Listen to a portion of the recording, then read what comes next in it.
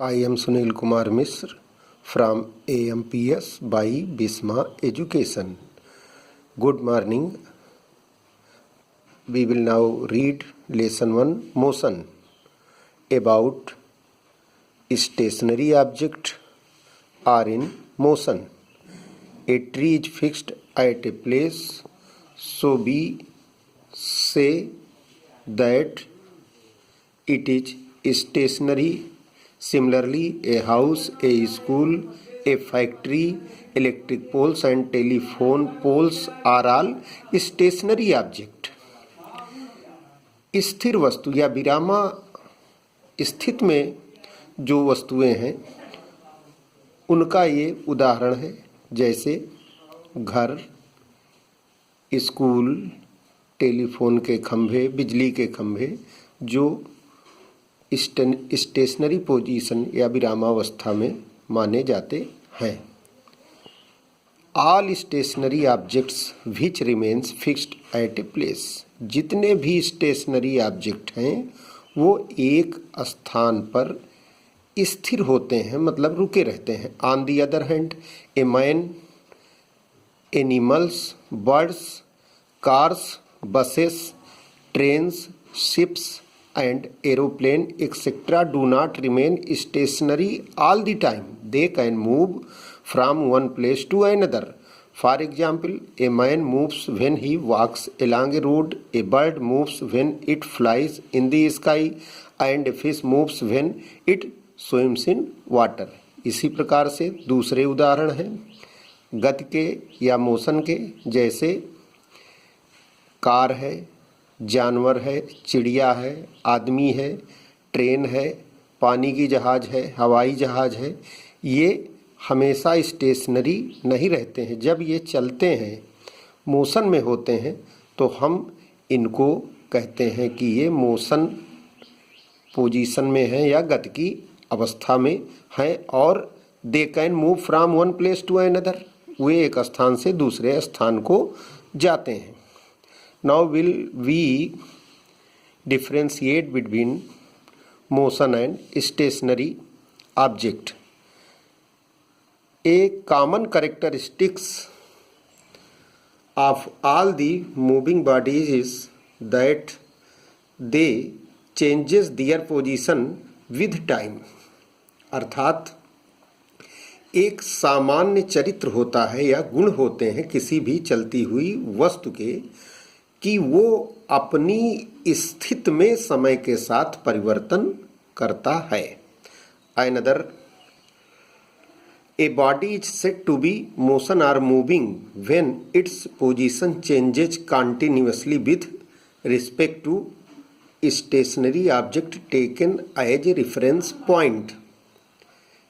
एक वस्तु गति की अवस्था में कही जाती है या मूविंग कर रही है, चल रही है, जब उस वस्तु की स्थिति में लगातार समय के साथ परिवर्तन होता है किसी रेफरेंस पॉइंट के सापेक्ष। Example, when the position of a car changes continuously with respect to stationary object like house and trees etcetera, we say that car is moving और that the car in motion.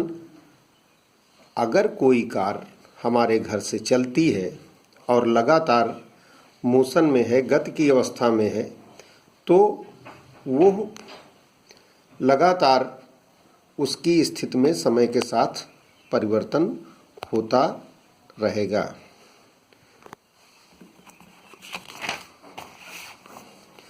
If a body moves fairly fast that its movement or motion can be observed easily, but if a body moves very slowly then it becomes difficult to observe its movement immediately. अगर किसी वस्तु में यदि कोई वस्तु तेजी से गति कर रही है तो उसको हम महसूस कर सकते हैं। यदि किसी वस्तु में बहुत धीरे धीरे परिवर्तन हो रहा है, गति हो रही है, तो वहाँ पर उसकी गति का अनुमान लगाना कठिन है। Such as in wrist watch, hand of hour, जैसे आवर निडल घड़ी में होती है, उसकी गति की अवस्था का पता करना हमारे लिए कठिन हो जाता है। Now we will talk about distance travelled and displacement. What is distance? The distance travelled by a body is the actual length of path covered by a moving body irrespective of direction in which the body travels। किसी वस्तु के द्वारा चली गई दूरी उसके द्वारा तय की गई दूरी होती है और उसमें दिशा का ध्यान नहीं रखा जाता है। When a body moves from one point to another, the distance traveled refers to the actual length of indirect path, whereas displacement refers to straight line path between initial and the final position। We will talk another topic about displacement। Displacement has direction in which physical quantity contains no direction। Those physical quantity are called scalar quantity, in which physical quantity there is magnitude as well as direction। They are called vector quantity such as displacement। When we say 5 km, that is distance, there is no use of direction। जब हम कहते हैं कि कोई वस्तु 5 kilometre चली तो उसमें हम दिशा का जिक्र नहीं करते। But when we say distance traveled 5 km in east direction, जब हम कहते हैं कि कोई वस्तु 5 किलोमीटर पूर्व दिशा में चली तो इसका मतलब हो जाता है कि magnitude 5 km। What is magnitude? Magnitude परिमाण माप 5 km एंड डायरेक्शन ईस्ट। तो there is direction as well as magnitude, so displacement be vector quantity. Now we will talk about displacement। What is displacement?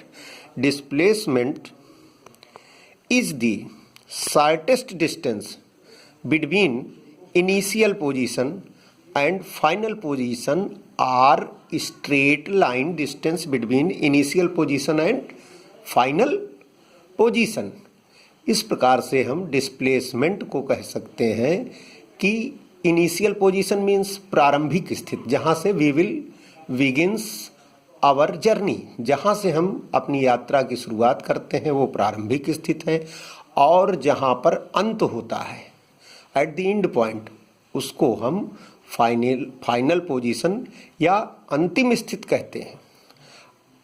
What is displacement? Displacement shortest distance between initial position and final position with direction. प्रारंभिक स्थिति और अंतिम स्थिति के बीच की जो न्यूनतम कम से कम दूरी है उसको हम डिस्प्लेसमेंट कहते हैं। वी विल या इनिशियल पोजीशन और फाइनल पोजीशन के बीच की सीधी रेखा की दूरी उसको हम डिस्प्लेसमेंट कहते हैं। We will take an example to understand difference between distance and displacement। Suppose a man is going from A to B। After this he goes B to C. What is the distance traveled? Distance is actual length traveled by a person. Distance equal to AB plus BC, which is 4 km plus 3 km equal to 7 km.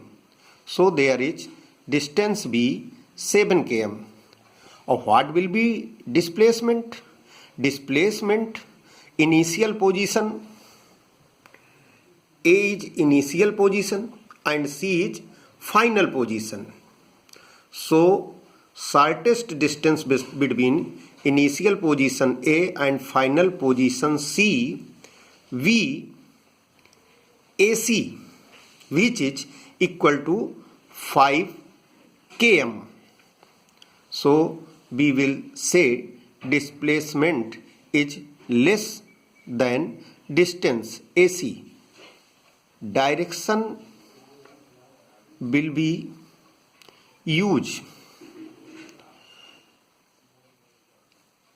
In displacement, direction will be A to C. AC direction is must to use.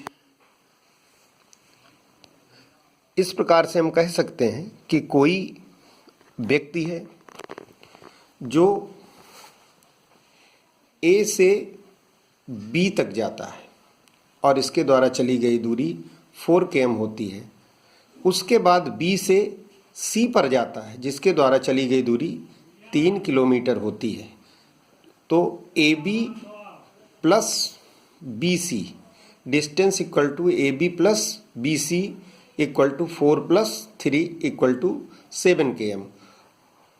Displacement initial position A, there is A. Final position C, there is C. Shortest distance between initial position and final position भी AC. तो displacement equal to AC, which is equal to 5 km. Thank you.